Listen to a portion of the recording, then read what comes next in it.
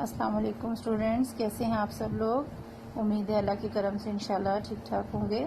آئیے اپنے سبق کا آغاز کرتے ہیں۔ آپ سب کتابیں کھولیں، صفحہ نمبر 18۔ پیارے بچوں، آج ہم باب صوم کا پہلا سبق پڑھیں گے۔ یہ ہے سیرت طیبہ صلی اللہ علیہ وسلم۔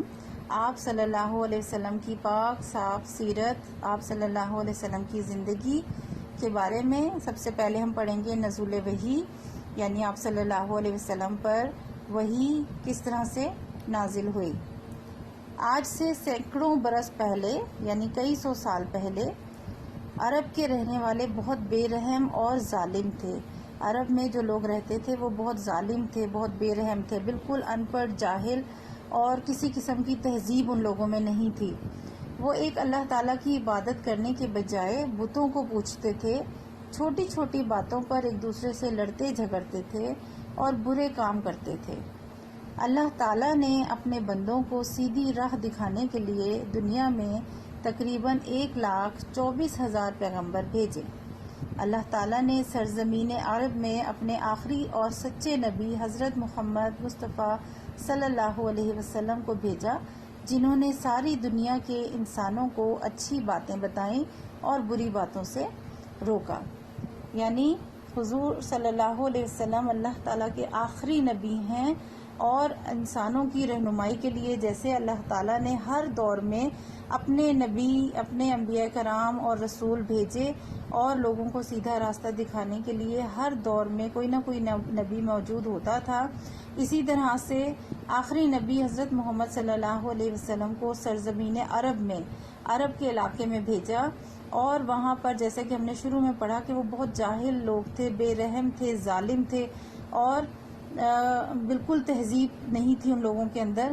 تو آپ صلی اللہ علیہ وسلم کو اللہ تعالیٰ نے ان لوگوں میں بھیجا، لیکن صرف عرب کے لیے نہیں بلکہ تمام دنیا کے انسانوں کے لیے اور آخرت تک آنے والے انسان کے لیے، کیونکہ حضور صلی اللہ علیہ وسلم آخری نبی ہیں، ان کے بعد کوئی نبی نہیں آئے گا، لہٰذا آج تک بھی اور قیامت کے دن تک آخری انسان جو بھی ہوگا ان سب کو حضور صلی اللہ علیہ وسلم کی ہی پیروی کرنی ہے۔ اور حضور صلی اللہ علیہ وسلم نے ساری دنیا کے انسانوں کو اچھی باتیں بتائیں اور بری باتوں سے روکا۔ پیارے نبی حضرت محمد مصطفیٰ صلی اللہ علیہ وسلم عرب کے ایک شہر مکہ کے ایک عزت اور بزرگی والے گھرانے قریش میں پیدا ہوئے۔ حضور صلی اللہ علیہ وسلم عرب کے شہر مکہ میں پیدا ہوئے، اور جو ایک خاندان تھا، قبیلہ تھا قریش، اس میں بہت ہی بزرگی یعنی عظمت والے گھر میں، عزت والے گھر میں آپ صلی اللہ علیہ وسلم کی پیدائش ہوئی۔ آپ صلی اللہ علیہ وسلم عام بچوں کی طرح شرارتی نہیں تھے، بلکہ سنجیدہ مزاج تھے اور بری عادتوں اور برے کاموں سے ہمیشہ دور رہتے تھے۔ یعنی بچپن سے ہی آپ بہت نیک دل، سادہ، شرم والے انسان تھے، اور جیسے بچے شرارتی ہوتے ہیں اس طرح نہیں تھے، بلکہ سنجیدہ رہتے تھے، سوچتے سمجھتے تھے، بری عادتوں سے دور رہتے تھے۔ آپ صلی اللہ علیہ وسلم نے عرب کے انتہائی مشرکانہ اور جاہلانہ ماحول میں پرورش تو پائی، لیکن اس کے باوجود آپ نے خود کو ان برائیوں سے بچا کے رکھا۔ جیسے کہ میں نے آپ کو پچھلے پیراگراف میں بتایا کہ انتہائی جاہل لوگ تھے، ظالم تھے، اور اس کے ساتھ ساتھ مشرک بھی تھے۔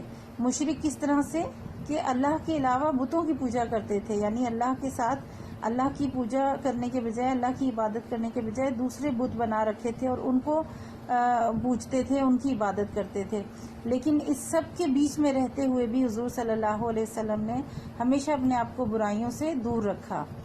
آپ صلی اللہ علیہ وسلم اپنی قوم کی بری حالت پر بہت پریشان رہتے تھے، یعنی جب لوگوں کو اس طرح سے جاہلانہ حرکتیں دیکھتے، بتوں کی پوجا کرتے دیکھتے، ظلم کرتے دیکھتے، تو آپ بہت پریشان ہوتے تھے کہ یہ لوگ کیسے انسانوں کی طرح رہیں گے، کیسے اچھے بنیں گے۔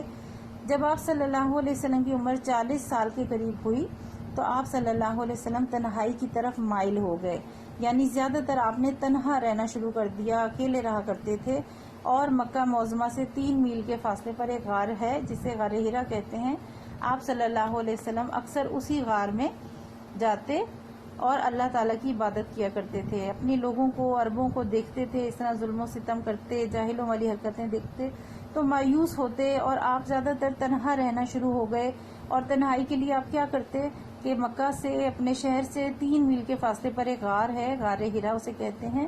آپ وہاں چلے جاتے تھے اور وہاں پر تنہائی میں وقت گزارتے، کئی دن آپ وہاں پر رہتے اور اللہ کی عبادت کرتے رہتے تھے. آپ صلی اللہ علیہ وسلم کھانے پینے کا سامان اپنے ساتھ لے جاتے. حضرت خدیجہ رضی اللہ تعالیٰ عنہا کے خادمین بھی آپ صلی اللہ علیہ وسلم کے پاس کھانا اور پانی پہنچا دیا کرتے تھے.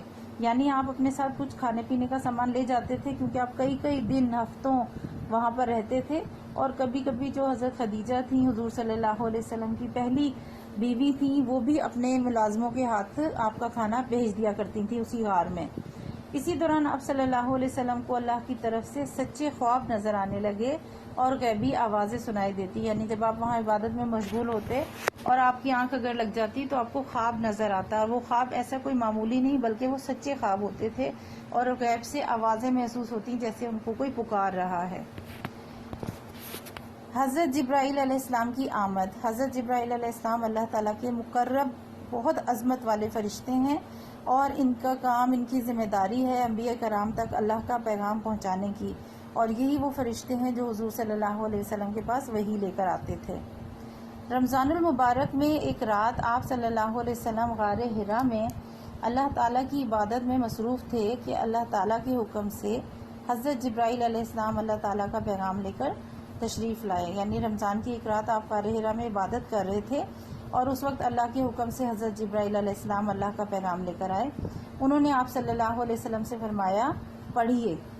آپ صلی اللہ علیہ وسلم نے فرمایا میں پڑھنا نہیں جانتا.